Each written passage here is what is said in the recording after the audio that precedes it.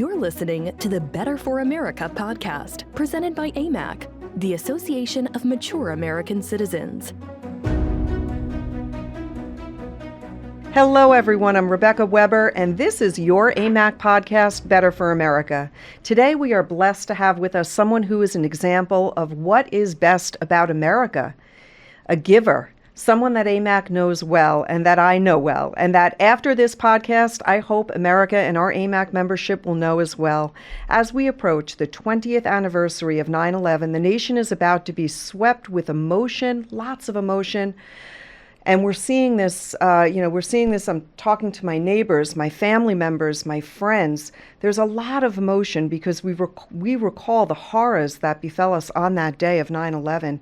And we saw the extraordinary sacrifices that were made, the willingness of our first responders and the entire country who placed other people before themselves. So I'm personally reminded of St. Paul's reminder that there is no higher good than that of our fellow man or woman who would lay down their own life for their friends, for their neighbors. And that is exactly what happened that day 20 years ago on September 11th. So today we have with us someone whose role and memories are vivid. He is a husband, a father of three, a retired New York City firefighter, and a martial arts instructor. Incredibly, with clear recall of 9/11, he was himself seriously injured in a firefighting accident in 2003, which triggered a second career as a screenplay writer. He has written 15 screenplays and 9 television shows. His most recent venture, a combination of cooking and interviews on his Firehouse Kitchen program. He is our own neighbor and New York firefighter Ray Cooney. I am so excited to have him with us, so don't go anywhere. Ray Cooney coming right up. Ray Cooney, so happy to have you with us here today, and I'm excited to talk about your show and what you're doing. So it wasn't all that long ago. Well, bring us back. Tell us about Firehouse Kitchen, how you started, why you started, and what you're doing today with this marvelous Firehouse Kitchen show. I love it. Well, I was a New York City firefighter for 10 years. Well, actually, when I was 10 years, I was a New York City firefighter for 5 years, and I had a bad fall in 2003. I fell from a second-story window. I landed on my feet. I broke my back, my neck, shattered my hips, broke my knee, shattered one of my ankles. 11 surgeries later, I'm walking, doing martial arts again, and they retired me from the New York City Fire Department. And that was probably one of the hardest days. The hardest phone call I ever got, in 2 phone calls I should say, Ray, you're never gonna fight again, because I used to be a professional kickboxer, and you're never gonna fight fires again. And, and luckily I healed, I started training again, and I got in the Bayport Volunteer Fire Department. And I'm an exterior firefighter, so I help out, and I do fire prevention for all the kids. I still work for the FDNY. I go to the schools, I talk fire prevention to the kids, stop, drop, and roll, and all that kind of stuff. Yes. And when all this was happening, I started writing screenplays and TV. I just had all these ideas, and then Firehouse Kitchen was born. And a producer from, I believe, ESPN, said, why don't you do something with firefighters? That's what you do. And Firehouse Kitchen was born, and then it just spiraled out of control and just, got really popular. And I go to firehouses around the country. I don't do it because I like being on TV. I do it because I still feel like a firefighter I feel like a New York City firefighter when I'm cooking with my New York City brothers and sisters, and we're talking old stuff and just having fun. And and then here we are. What a great thing. I mean, so I understand you've got this can-do attitude. Here you are, at a time in your life where you're doing what you love to do, and you're prevented from being able to do the work that you're passionate about, and you're physically, you said 11 surgeries. That's a lot for anybody to have to endure. So tell me a little bit about that can-do attitude and spirit, and why you created Firehouse Kitchen, or how you got involved with this, because you and I did some cooking together, and I just think it's phenomenal what you're doing. There's so much fun in it, not to mention what cooking does to bring people together, right? Mm-hmm. And to really celebrate. But tell me about your stepping into this Firehouse Kitchen role, because you do a great job with the show. Well, I've taught karate for years, so actually my first season of Firehouse Kitchen, I had another host. I was just a producer. I just was a writer, and my first host, he was good. He was okay on camera. but he wasn't really blah like I am, you know. And, Right. and they've tried to make the show before with firefighters, but I was a New York City firefighter. I worked in a company. I was in Jamaica, 127 truck. Here's my 127 right here, and I had my helmet in every shot, and I stepped in and I did a safety tip because the show needed a little something else. Hi, I'm Firefighter Ray. Today's safety tip is stop, drop, and roll. And then at the end of it, I said, these tips save lives. And it like spiraled out of control. It, like people, we put it on the show, people emailing me, they sending me emails. And anyway, at the end of the first season, we decided, me and the other guy, were like, listen, this isn't working with us, you know. Right. And we're just gonna end the show. I bought the rights from him. And I pretty much put it to bed. And then I got a phone call from a producer, and they wanted me to come in and do this mock cooking show like Chopped. And it wasn't even for me. They just asked to get some of the guys who were on my show on it. And they needed an extra firefighter. So I went up there and I started chopping and cooking. And I'm talking to the camera. And you know, the guy, Ray, what do you make? I'm like, I don't know, I'm just chopping everything up and throwing it in this pot, you know. I wind up winning this competition. And I'm not a chef. Yeah. All right, I'm on the show, I'm like Guy Fieri. I just, it's delicious. Right, a little bit of this and a little bit of this. that. We talk Firehouse life and everything. And while all the other firefighters are cooking their food, I start talking to all of them. I start going, hey man, where you work? The guy's like, New Jersey. I go, New Jersey? So you even have fires in New Jersey? What are you doing here? You know, and even though Jersey is really busy. But, and we finished. I got a phone call like 2 weeks later from this producer, and he goes, Ray, we want to make Firehouse Kitchen again, and we want you to be the host. And I was like, yeah, I'm not interested. I'm not and he's like, Ray, we're going to put you on New York City television, NYC Life. He goes, that's where Rachel Ray started and all that stuff. I was like, I kept hanging up on him. Yeah, I'm not interested. I have a karate tournament this weekend. Damn. Right. So he calls me again. He goes, you don't understand. They've agreed to put you on without you even having a show. He's like, they're guaranteeing you. So I called Georgie Vodka, and they agreed to sponsor my first season of Firehouse Kitchen with me, and it took off. They put me on 11:30 at night. I was like, well, we did this for 11:30. Now I was on 3 times a week on New York City Life. I got picked up by all these other stations, Binge Network, and I'm on WVVH, Channel 14 Fios. So, and then Facebook, YouTube, it all took off. It's just so wonderful, and I want people who are listening to understand what it is. You do so much to help the community. You do so much. This show really does reach so many people. Tell us a little bit about some of the good things that are coming out of this wonderful way of connecting with other people, not just people in the firefighting, area world, so to speak. Well, mainly with Firehouse Kitchen, I wanted to bring awareness to 9/11, to the sicknesses of 9/11.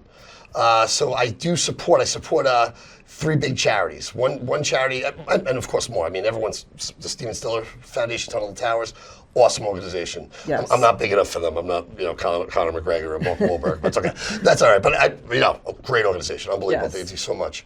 But Friends of Firefighters in Red Hook, Brooklyn, it's pretty much a safe haven for firefighters. They give counseling, they give therapeutic massages, anything that firefighters, because after 9/11 we were coping with so much. Our biggest question that we were asking ourselves was, why not me? That day, I'll talk about that day in a minute, but that's what was going through every firefighter, and even the firefighters were there. Why not me? How come I'm not the one who passed away? And so that was Friends of Firefighters, and another one is Fired Up for a Cure. They're directly ran by the nurses of the FDNY. So if you get out of the medical office, the nurses from the FDNY created a charity, and I was in my medical. They're telling me about it, and I go, you guys are my main charity now. You guys are the FDNY. So I put a lot of awareness out about that. I did fundraisers for them. We raised money, and then the other one is the National Fallen Firefighters Foundation. The National Fallen Firefighters Foundation is the biggest fire department charity in the country, and they take care of so many firefighters who passes away. They send money to the family. They do so much, and they are so much of a force behind illness is with firefighters. What is their website, just so folks want to check out that foundation? So National Fallen Firefighters, I believe .com or .org. Okay. I do know it's terrible. We'll put it up on the screen here. National Fallen Firefighters. Yep, and you look them on Facebook. The other one is Fired Up for a Cure. And Fired up for a cure. And the last one is Friends of Firefighters. And Friends of Firefighters is really cool. They actually have a firehouse in Brooklyn. And that used to be, I think, 202's quarters. And they made it into a charity. And now so if you go there, it's a firehouse. And I've done like 10 or 15 shows there because the kitchen that they have there is like old school firehouse kitchen. It's like, it's tiny. Everyone thinks you have these elaborate kitchens. One of my sponsors is H2M Architects and Engineers, and they build luxurious firehouses, and I cook in their kitchen, a lot of their kitchens. Sure. But most firehouses, the old time, the kitchen was the size of what we're This room, like right here, what we're filming in, little kitchen, little table. And they had that, and you just get such a fire. I'm going to do more shows there, and you get such a Old good school feel, the whole vibe of what it was. You know what I mean, right? Yeah. It really brings you back to. Unfortunately, Tony, one of the guys who very involved, he just passed away. He was on my show, and he could cook, and he was unbelievable guy. But those are the charities that I've done, and I've done stuff like people have emailed me or they Facebooked me. Hey Ray, we had a firefighter who got hit by a car in I want to say Newburgh, that area up New York. He was waving down a car. He got hit by a car while they were in a car accident, put in a wheelchair. They had a GoFundMe page that didn't get a lot of action. So I went right on Facebook. Hey, you got to go to this GoFundMe page. I think their goal is $5,000 to buy this new wheelchair for this kid. So they're trying to do, but they hit the next day, which was pretty cool. We got everybody. I don't know if it was that soon, but I know it made an impact on what I did. And I remember I did not GoFundMe. I'm looking at I go on the page. I'm looking at all the people down. I'm like, wow, donated. They donated. You donated. Wow. I'm like, I didn't donate yet. I know that's the person's name, so I donated a lot of money. You donated. And then Good for you.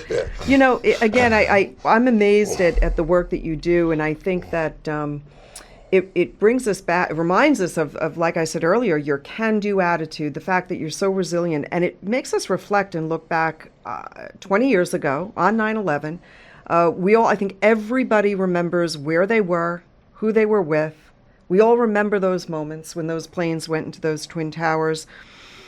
And there was a sense after 9/11, this entire nation really came together. We came together. I want to ask you, if I could, can you take us back to 9/11? Where were you, and what was that day like for you? Okay, so when I got off work that morning, I was working in Jamaica, and one plane had already hit the Trade Center. Okay, and we're all watching in the kitchen, like, oh, we thought it was a Cessna, a little plane. Oh, look at somebody hit the World Trade Center. Wow, 10 and 10 is the firehouse that's down there. Wow, they're going to be busy. They're going to be running up those stairs. And I get in my car, I drive, I get right onto the Grand Central Parkway. My wife calls me. She's like, hey, Ray, you seen this on the news? A plane hit the World Trade Center. And I go, and she says, oh my gosh, another one just hit. Well, I was on the phone with her. And then I was like, what? And then she's like, we're under attack. They're hitting, it was a jet. And I was like, then on the radio, all first responders must report to work. So I turned around, and I had a pickup truck at the time. I turned right around, got back on the other side of the Grand Central, got in front of my firehouse, and Chief Talbot was one of my chiefs, and a bunch of guys, they start throwing equipment in the back of my pickup truck, and going at my bunker gear, and we have to report to Cunningham Park in Queens. So we go to Cunningham Park. We're the first 15 guys there. Chief Talbot walks out in the middle of Union Turnpike, stops a bus. Everybody off. We all get on, and we go into the Trade Center. When we arrived, it was like a ghost town. Nobody was on the highways. When we arrived, the second one had just come down. Okay, so we walked into smoke, dust, fire everywhere, and I meant my eyes and nose. I got the cuts from because our masks only last 11 minutes or 14 minutes. If you're breathing heavy. Back then, now they're a little bigger, but 18 minutes I think was the max. But we the whole day we're looking for people. We don't find anybody. It's just complete chaos amongst the fire department until probably about 6 o'clock at night. We were all just in there doing our own thing. I carried a partner saw for 18 hours. That's a big metal cutting saw. Am I going to use it? We use it, and there was just nothing. There was glass everywhere. I mean, I'm sorry, not glass. There was dust everywhere. You'd think there would have been glass. There wasn't glass anywhere because the whole building was glass. And the glass was pulverized, yeah, it was literally pulverized. into just Yes. this fine, sooty ash. Yes. So while everyone's running out, while people are running down the street, running away. Now, I know you said it was a little bit quieter when they'd already cleared the area, but when you think about that, and I know that our members listening understand, the reason why we call you folks heroes is because while people are running out and running away in order to save their lives, men and women like you are running in. Mm-hmm. And so this is what you're doing, and it's almost got to be so surreal, right? You almost don't have a moment to think about the gravity of it all, what it really means, right? In that moment, you're thinking about saving lives. Well, that's, firefighters, police officers, we react. Yeah. We don't think, we do what we're told. We do, and we're not doing what we're told because we have to follow orders. We do what we're told because we're going to save somebody or one of our brothers is in trouble or sisters are in trouble. Yes. So that, we just go in, and by 6 o'clock that night on 7 had collapsed. We were up the block when that happened. We started getting organized. We started getting, listen, you're going to report here. All the chiefs get together. Guys, everyone's got to get together. Guys are saying, something you, chief, we got to find this guy. We got to find. And he's like, listen, we're going to get killed. People, and firefighters did. They fell in holes. They fell in this. Guys got hurt that day afterwards. So at about 11 o'clock that night, my captain, Ray Ziegler, he tells the story really the best. But we're in the metro. What's that big thing where they what's it called again? Financial Center, where they filmed Bonfire of the Vanities, right? That movie with Bruce Willis. Oh yes, or Tim Robbins, and a big glass room. Everything's broken. There's a piece of building hit it, and there's this lone firefighter going, Bill, and my captain walks up to him, and he was like a big bulldog, and he goes, hey, you're not supposed to be out by yourself, blah, blah, blah, blah, blah. And the guy just goes, hey, back off, Cap, I'm looking for my brother. And we were like, go look for him. And that's, I always get a little worked up when I talk about it.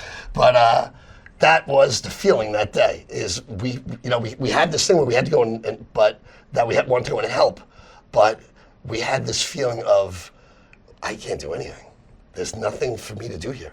It's a pile of metal and steel and fires everywhere, and there's nothing that I can do to help right now. It's completely past my, what am I going to do? I'm standing, Right. So, for the next couple months, we're down there moving dirt, we're moving, we're trying to just find bodies, trying to find a helmet, trying to find, something, of our 343 brothers and sisters that we lost. But, it was just, it's 20 years later, it still haunts me, so it's. And that's the whole, I think, the irony of it all, or whatever you want to call it, is here we are, fast forward 20 years later, and we see what's happening over in Afghanistan. And I've got to ask you, Ray, for you and our firefighters, or your brothers, your sisters, that were there on that fateful day on 9/11, in the state of New York, participating, being called to do something, and you said, you don't even know what to do in that situation, but you knew that you were going to do everything you could in your power to make sure that anybody that was there alive was not left behind. And now we see what's happening in Afghanistan, and it almost makes me think it's the timing is just, I think, terrible, absolutely terrible, because we see a group of people that are being emboldened, and it's that same group of people that we know are responsible for taking down the Twin Towers on 9/11. And so my concern is that we could see sort of terrorism back here again in the United States. We were in such a great path for many years. We didn't hear a lot about ISIS, for example. And a lot of that was because of what Trump had done when he was in office. And today it's I think that things are going to get a lot worse before they get better. So let me ask you, what is the feeling of men like you that were there on 9/11 and see what's unfolding in Afghanistan today? Well, it seems like never forget. I think they messed up the definition of it. I think they, I thought that only meant like 2 years to them, because it did. It was shorter than just this exiting of Afghanistan. It's, they forgot. They forgot. We had this regime that attacked us. Bin Laden was part of the Taliban. Okay, he wasn't the leader of the Taliban. He was a Taliban guy, and so now we're letting them negotiate with us. Like we're letting them dictate to us. This whole plan of exiting Afghanistan. Listen, I know we had to get out of there. Should we have ever?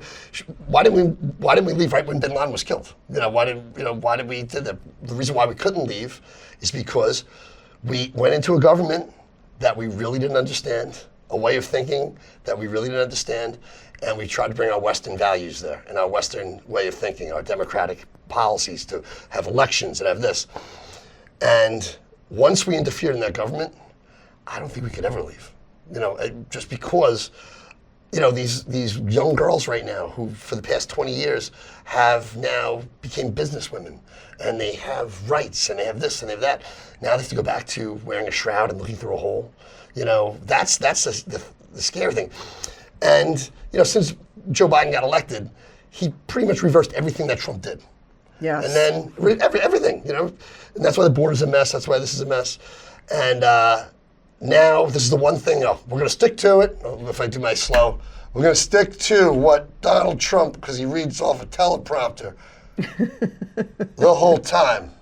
And you see that he's an old man. He's grandpa. We don't make fun of grandpa. So, right. That's terrible. But and I don't entirely think this is Joe Biden's fault, because it's the intelligence. It's the whole administration. His intelligence told him, listen, it's going to fall in 6 months. Not going to fall in 4 days. We're going to get all the Americans out. It's not going to be a problem. If it's going to fall in 6 months, aren't all those people who helped us, aren't they going to get killed in 6 months? Why don't we? Doesn't that tell you something? It's not ready. We're not ready to exit yet. If it's good, no matter what, it's going to fall in 6 months. We're not ready to exit yet. And he leaves. He's saying he gave everybody 2 emails. Why is that starting now? Now we're hearing that. I sent everyone emails 19 days ago that we were leaving. He just nobody knew he was leaving on the 15th. He left on the 15th. Yes. Are there people there who are working? Are there people there with families that, I'm sure there are some that want to stay, okay? But we don't pull a troop out unless we have all the Americans out, okay? How is the Taliban running the checkpoints, okay? That's how ISIS got in. That's why 13 U.S. officers are dead.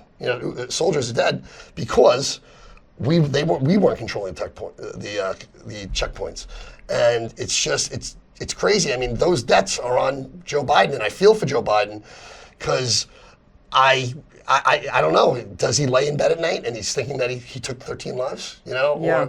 Or, that's the sad part, and I don't like when we hear him blaming former President Donald Trump, when in fact you said it right. You said the first day that Biden went into office, he reversed executive order after executive order, sort of reversing a lot of really good Trump policies that were working, things like the Remain in Mexico order that helped really prevent what we're seeing now, this massive human trafficking, drug trafficking, people coming across the border with COVID. So he did so many things, that is, Biden did so many things to reverse the good policies that Trump had in place, but yet this one thing he wants to blame Trump for and say, well, Donald Trump was going to do it, so I had to do it because my predecessor was going to do it.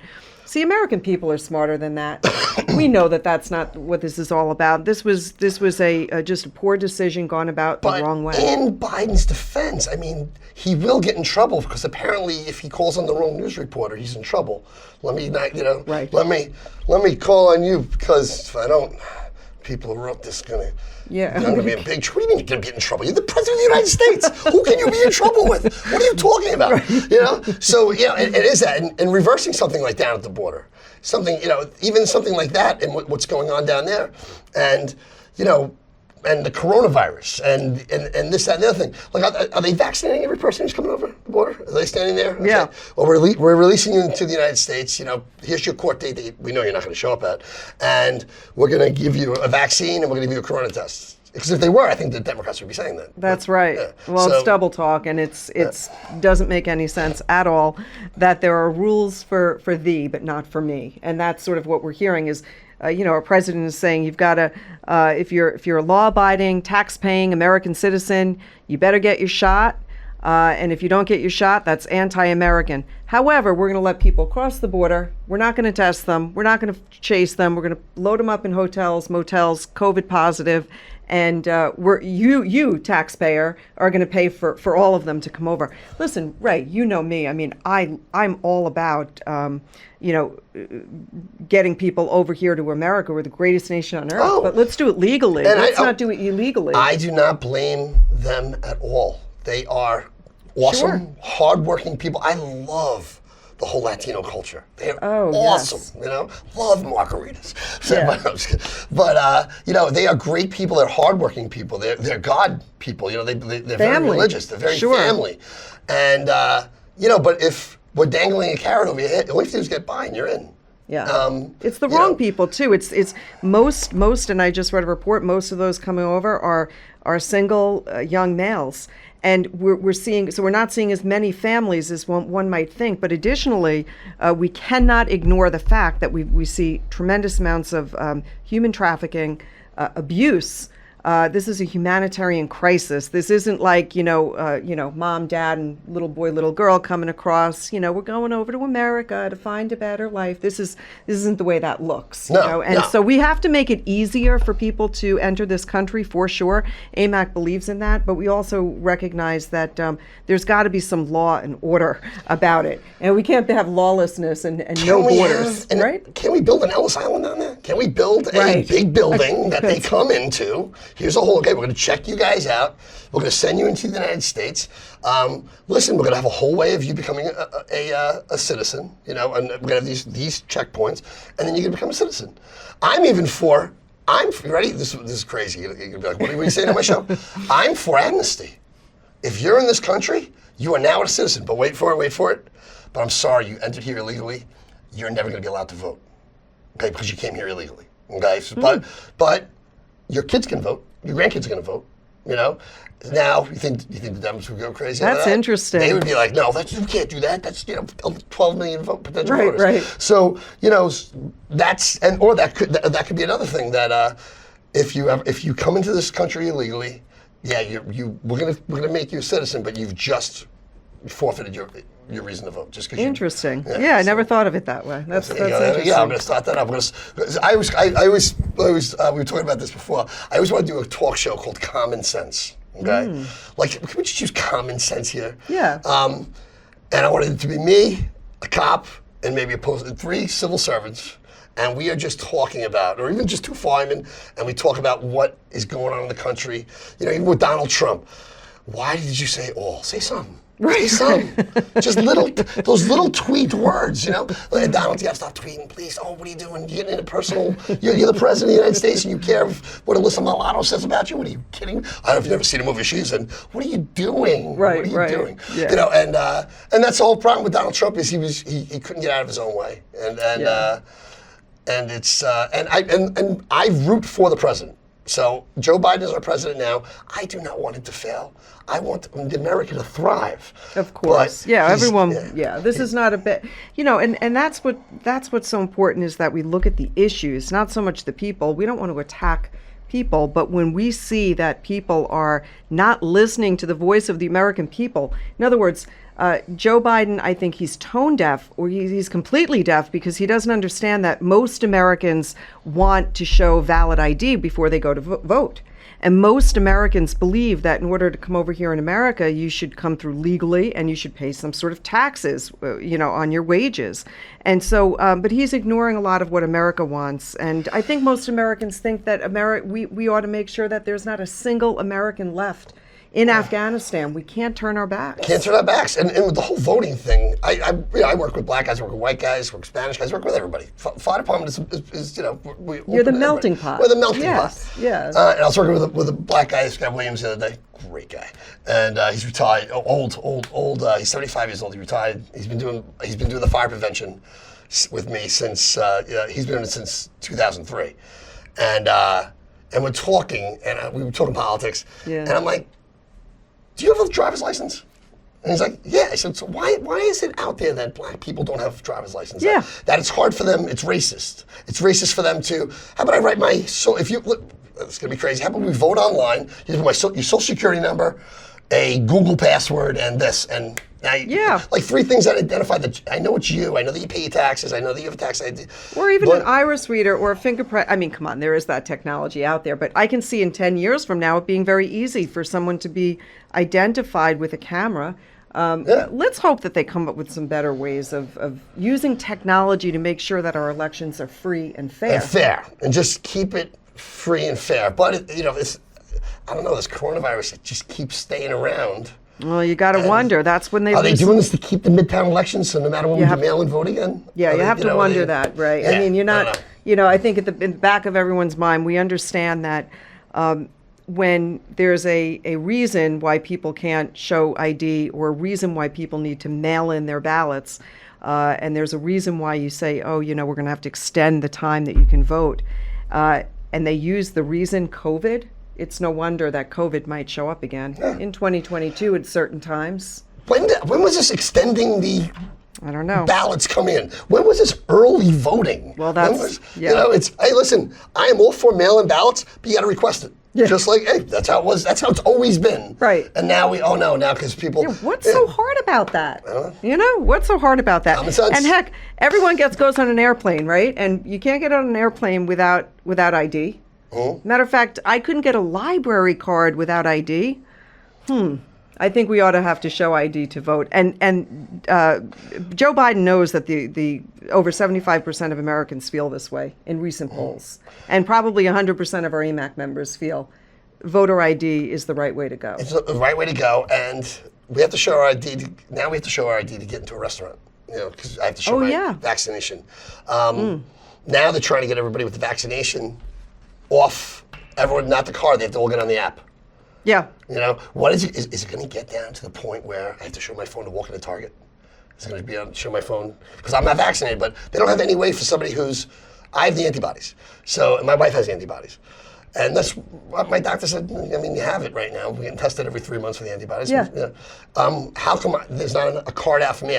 Listen, I had COVID and Ray, that's a great point. That is such a good point. All of us here at AMAC believe that there's been way too much underreporting as it relates to natural immunity. There's a thing called natural immunity, and we know that it exists. We know that it's real. We know that that doctors have written papers on this. We know that they've had a longer amount of time to study the results of natural immunity versus getting the vaccine, because the vaccine is newer. People, and they're saying no. There is a thing called natural immunity. Why aren't we hearing about that in the major news networks? Why aren't they saying, maybe get tested every several weeks or months in order to make sure that your antibodies are still active? But I just read over the weekend that they're talking about now lifetime immunity, perhaps. And again, this is an issue where I'm not a doctor. I say talk to your doctor. I think it is lifetime immunity. So my wife got an antibody test last year, okay? And she had the antibodies. She never really had COVID. She was sick around Thanksgiving, and they say that it might have been out then. And I was even sick then, too, during Thanksgiving. Right. This is before this is 2019. She got the antibody test, I want to say, in June of last year. She was like 300 or something like that. She got it again this past September. She's at 400, and she has more antibodies. Her mother tripled. She had 3 times checked, and now she's at 750 on the antibodies. Wow. So her body's, and then you talk to somebody, one of my Dem friends, they're like, Ray, that means you had you had it again. You had it again, Ray. That's why. That's why you have it. Is he a doctor? Is she He's a doctor? not a doctor. All right, then they know they had it again. Just get the vaccine, but if I get the vaccine, I still get it. Yeah. I throw a mask. I'm still spreading it to people, and I can get sick also.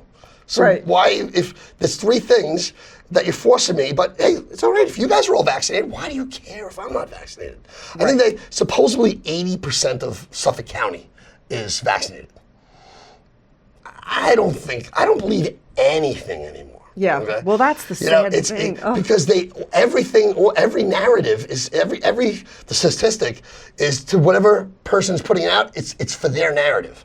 So it's 90% of people are in the ICUs are unvaccinated. It's a pandemic of the unvaccinated. What are you talking about? I know right now Stony Brook has 15 or 16 people with COVID. 8 were vaccinated. Yeah. So that's 50%. They're saying 90%. You know, and if you look at these hospitals that are putting out these numbers, wasn't there a little fake COVID, listen, he was coughing. Nobody had the flu last year. I know Nobody that. had the flu. I mean, the flu numbers were like down in. It was unbelievable. It was like miraculously the flu went away. Yeah, Tamiflu. If you own Tamiflu for a stock, you lost money on Tamiflu. But that's it's just crazy. But these people who are giving us these stats, wasn't there something in the beginning of COVID? I know Elon Musk talked about it, where they just were diagnosing everybody with COVID because they would get a little bit of money, a little extra money. If he has COVID, he had extra, we'll just say $5 because he has COVID. And they weren't performing surgeries, they needed money. If they fudge those numbers, how can you believe these other numbers? How can you believe anything if they fudged a little stuff in the beginning because they needed money? Or he got in a car accident, but he died of COVID? Then how can you believe anything else that these hospitals say? Well, that's just it. And we know what happened right here in New York under Governor Cuomo. We saw what happened. We know that there were so many numbers that were reported incorrectly. We know how many people died from nursing home deaths due to COVID, or people that were transferred into hospitals infecting other people with COVID. And those numbers were underreported. And then other numbers were overreported and overinflated. So you just don't know, Ray, is what it's all about. And it's a personal thing. Look, I never like to say to people, get vaccinated or don't get vaccinated, because I'm not a doctor. It's a personal decision that you need to make with your doctor. But what I don't like is that American people are not hearing about natural immunity, and we need to start to hear about that. We need to push people to get the truth out there so that we can make better decisions for ourselves, for our children. And I don't like the fact that they ask us if we're vaccinated. I don't think you should ask. I think it's on the same. So we had this whole thing going on in Texas with the abortion. Their whole thing for pro-life is it's my body, my choice.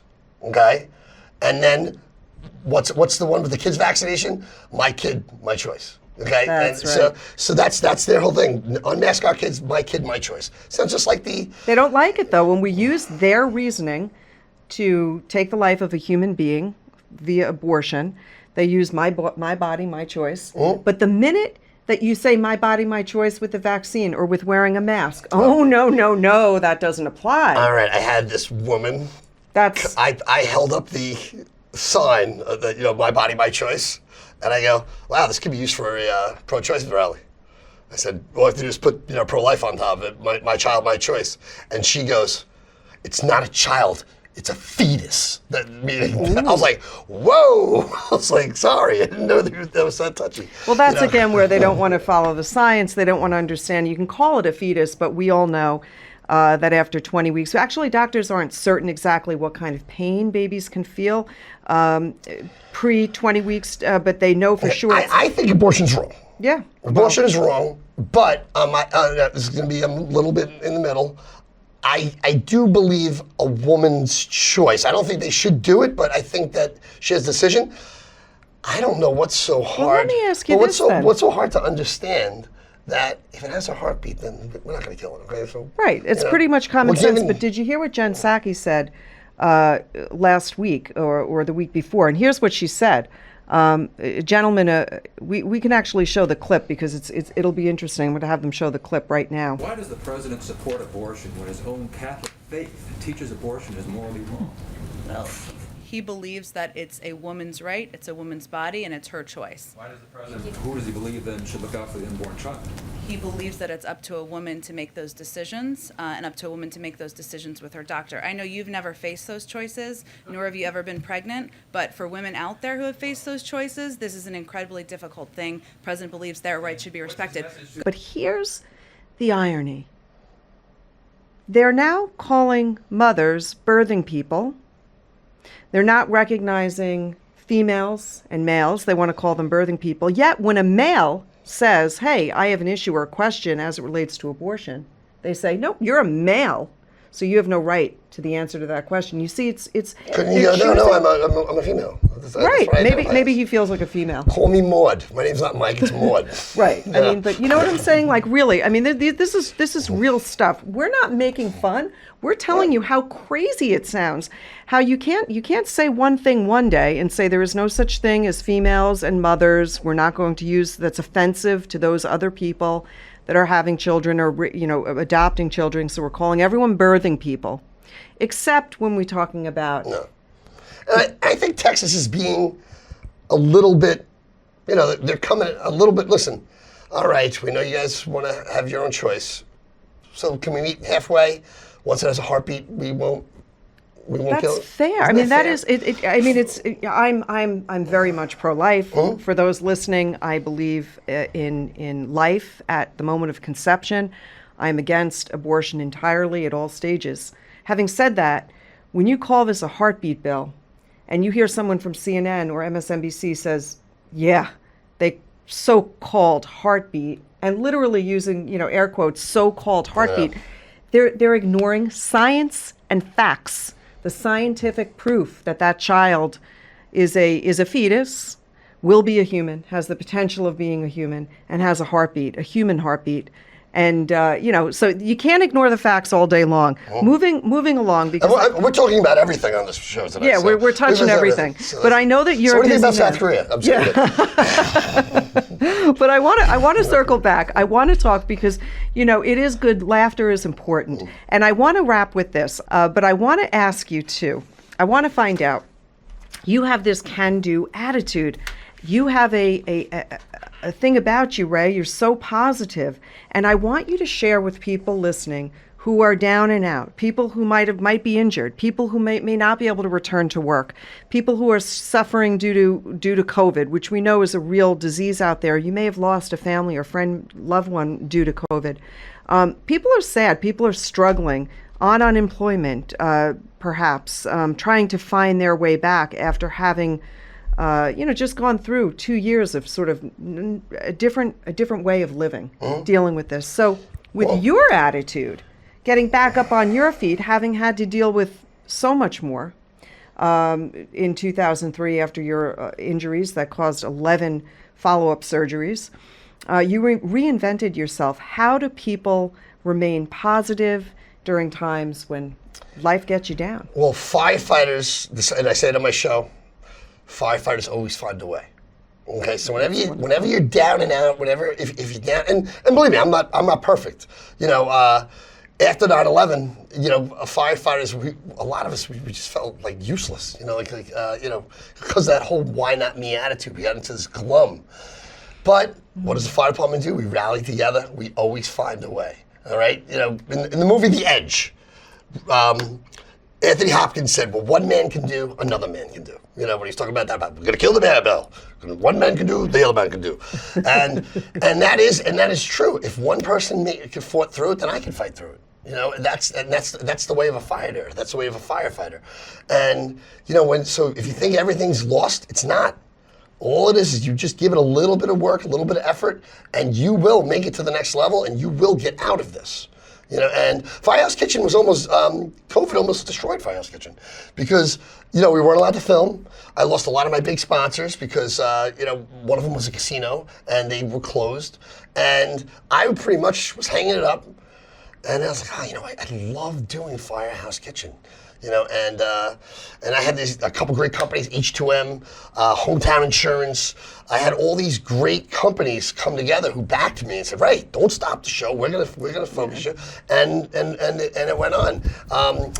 Barron Financial was another. I'm not just plugging people, but Barron Financial, it was another one. Great guy, Brian Farkas, just like Scott Farkas from Christmas Story. I said that. He's like, "I never heard that before." I was like, "No one ever told me about Scott Farkas from the Christmas Story."